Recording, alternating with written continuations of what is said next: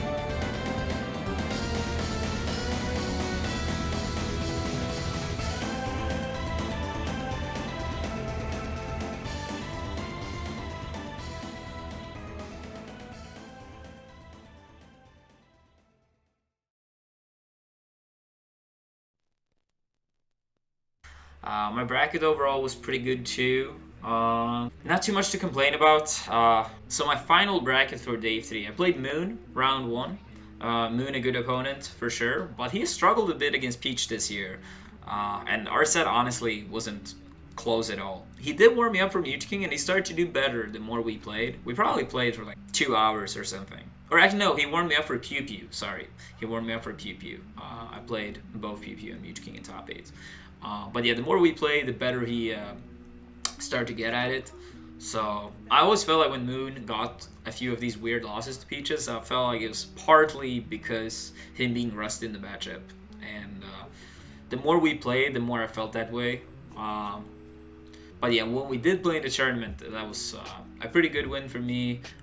Went pretty smooth. After I had to play Amsa, and Amsa is always like one of these scary opponents because no one plays Yoshi. No one plays Yoshi. And everyone always tells me that Peach destroys Yoshi. And the thing is, I'm not saying that these people are necessarily wrong, but I've always felt that I personally don't really know what I should do differently in the matchup. And whenever I ask people, let's say Peach destroys Yoshi incredibly bad, and I ask them what should I do, and they're like, oh well, Peaches destroys Yoshi. I'm like, yes, I finally understand what to do in the matchup. Peach destroys Yoshi, so I know what to do now. Now, but on a serious note, I've tried to learn more about the matchup, but and I do feel like Peach wins. It's just like I'm not really sure how to play the matchup exactly to like make it even more in my favor. Like I do understand that Amsa have more experience in the matchup than I do have, but I've always felt that I'm very good at breaking matchups apart. So I feel like either I'm personally missing something pretty big, or the matchup might not be as bad. I still think Peach wins though, so don't get me wrong here. But yeah, the set was it was pretty interesting. I feel like every other match I won with a pretty big margin. Like on Battlefield and FD, I won with like a big margin. Then at Yoshi's, I barely lost. I also had like a really clutch ending. You should go and watch the set if you haven't. And then in game 4, it was like incredibly close as well, down to the last hit. And Amsa is actually one of the more impressive players this year, if you ask me.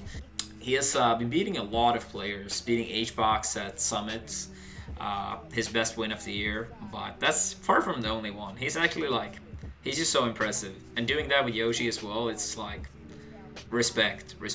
But yeah, it felt relieving beating him, getting into a top 8 winner side.